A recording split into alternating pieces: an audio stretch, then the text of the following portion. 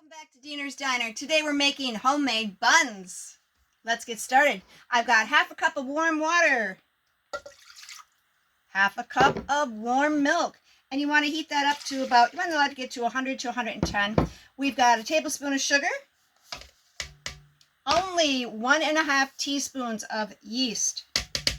And we're going to mix that up. I'm going to add in only a cup of the 3.5 cups of flour. And we're just going to let that sit for about, 5-10 minutes. And we want to make sure that the yeast is activating.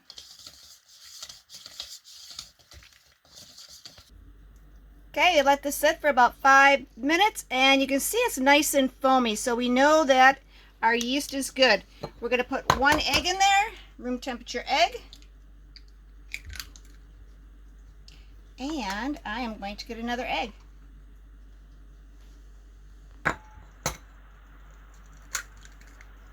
Okay. 1 egg, we're just going to whisk that in. I want to get it in there nice and good. And then we got 4 tablespoons of oil. I'm using olive oil.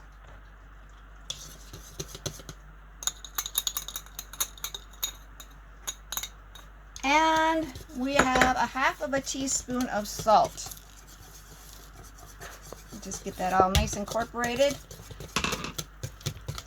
Now I'm going to start adding the rest of the flour. It's going to be a total of 3.5 cups of flour. So I'm going to add about 1/2 cup at a time to my mix and get it well incorporated.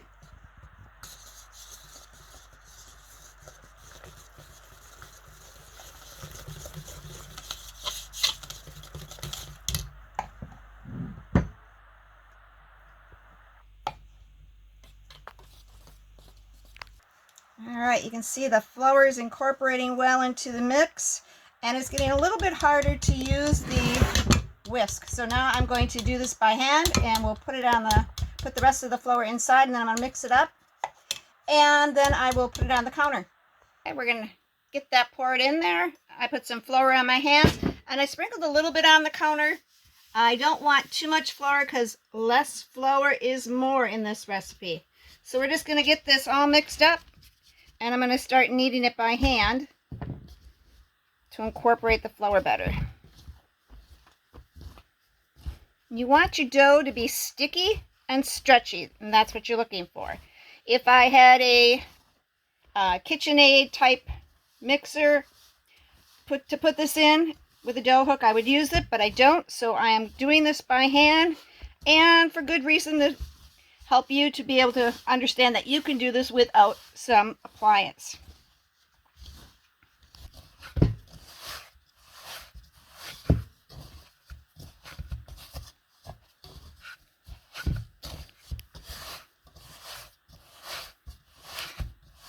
You can see the flour is incorporated in rather well. We're going to keep mixing this and kneading it until that the dough is sticky, but it doesn't stick to your fingers. So we're just going to keep doing that a little bit.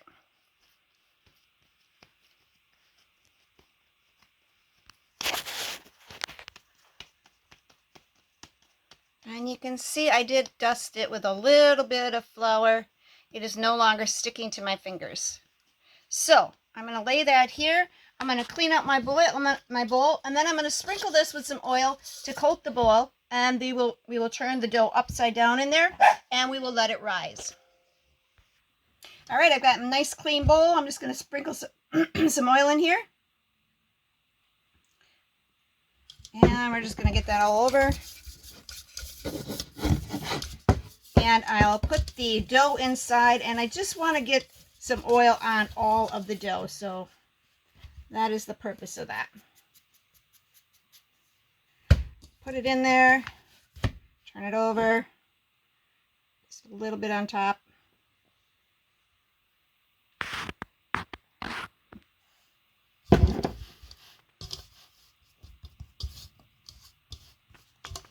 And we are going to cover this So there's a nice tight seal. You can use foil or you can use plastic wrap depending on your container. And you're just going to want to close it up, and you're going to let this rise and double in size. And it'll take up to about 2 hours depending on your room temperature. So we're just... All right, our dough has risen. And you can see that I did change the foil wrap to a saran type wrap, a press and seal wrap. Sticks a lot easier. And look at that.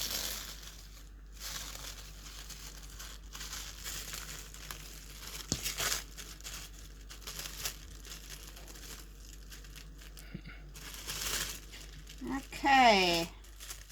We're going to remove it from the bowl. And we're going to make a rectangle, and I'm going to show you 2 different ways you can make your own hamburger buns. We're just going to flatten it with our hands. And we're just going to shape it into a rectangle.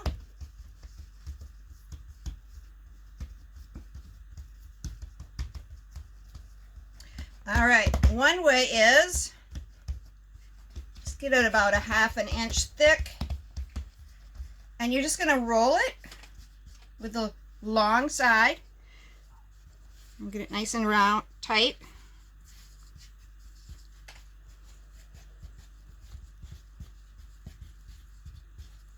It's a bit sticky, so we'll see if this works. Because you'll be like, Linda, how many times have you made bread? Well, including this time, I mean buns, I should say, hamburger buns, once.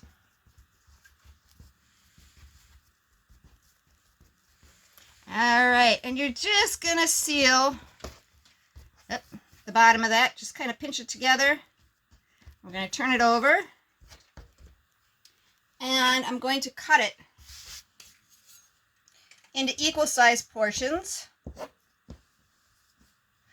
So we could do that as many times, or we could lay it flat into a rectangle like we had it, and we could just cut it into equal portions and getting the pieces up. And since I've already got this like this, we're going to do this.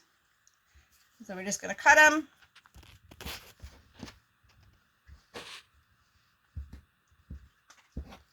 My handy dandy knife.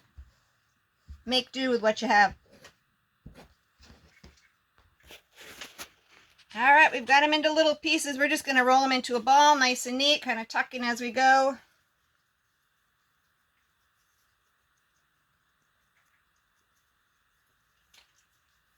Get them into a nice ball. We're going to put them on the parchment paper that we have on our pan, and we're just going to set it on there. And we'll do that individually. And then when we're done, we're just going to come back and we're just going to flatten them into like hockey pucks. And so we're going to do that with the rest of these. And then we are going to cover them once again. Only we're going to cover them loosely. We're not going to have it tight to the pan. And then we're going to let it rise once again. Okay, I changed my mind with the pan, and I put it into individual pans, and I'm just getting 11 of these pieces out. So you can see, here they are, and I'm just trying to flatten them nice and good. We're going to cover this with a cloth. The reason I changed the pan was because I don't know if the cloth would stick to the hamburger buns after they rise, so I didn't want to risk them deflating. So that is the purpose, that is the reason for my madness. All right, we'll get a cloth and we'll cover that, and we're going to let it rise probably an hour and a half. It took an hour and a half to rise in the plastic that we had on, so that went really well. And my temperature in my room is about 77 degrees. Okay, before I cover these, I'm just going to sprinkle this with just a little bit of flour, just a sprinkle, just to stop it if it should get too high and it should touch the towel top. All right, we're just going to cover them and let them rise. Well, our dough has risen. The buns have risen about double their size. It's been an hour and a half. And now we're going to prepare an egg wash. We're going to take 1 raw egg, and we're going to add about 1 tablespoon of milk to that. And we're just going to Get it all mixed up well. And we're going to do an egg wash on our buns. And a lot of people use sesame seeds, but I'm going to try some of these about one of the pans with just some Everything Bagel seasoning, and we'll give that a try. So we'll leave some with just the egg wash on it and the others with the Everything Bagel. Okay, we've got our egg wash, and just in case you're wondering, I did cover my the buns for the last rise with a damp cloth. All right, we're going to ever so gently, we're going to brush this on the buns, and we just want to make sure that we're covering them, and we want to be very careful not to make them fall. So they're rather puffy at this point, and we just want to coat them with the egg wash. And we don't want to poke them and make them fall, because then that would be a little, well, it wouldn't make you too happy. So these look like they're going to be some very nice tasting buns. Oop.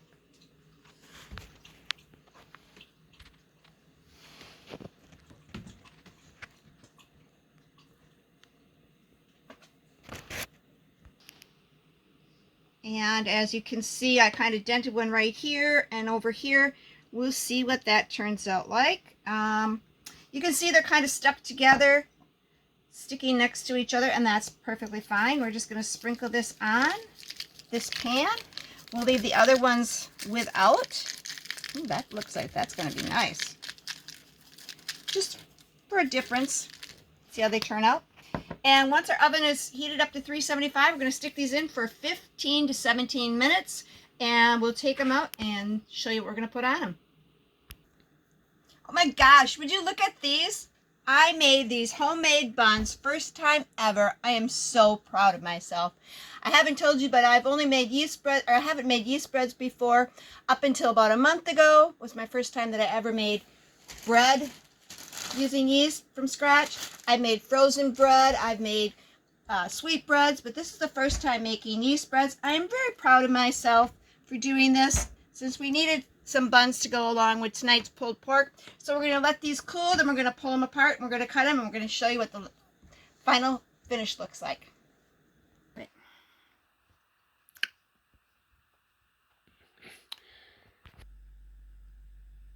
Oh, we're live? Okay. Well, I put these back in the oven because they seemed like they were a little pale, so I just wanted to brown them a little bit. I did cool them, and you can see I broke them apart. Look at that. The bottoms are nice, and you can just peel them apart like you would when you go to the bakery. I would recommend using parchment paper. It helps to lift them up off the pan. I think that's on there from the egg. So the parchment paper helps to lift them up. Sure. It really does. Anyways, next time you're thinking of having burgers for a family get-together, I want you to keep in mind, don't fret, and be your own superhero. Make your family proud. Heck, make yourself proud. Hope you enjoyed the video. And we'll cut this open. You can see how nice and fluffy this is, how they bounce right back. We're going to put some pork on here and serve this up. It's going to be so good.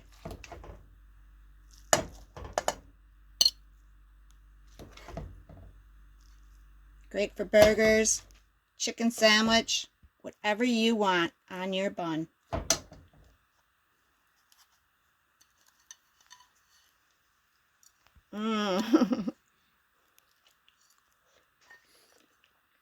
Hey, that one was mine. Yummy. I hope you try it.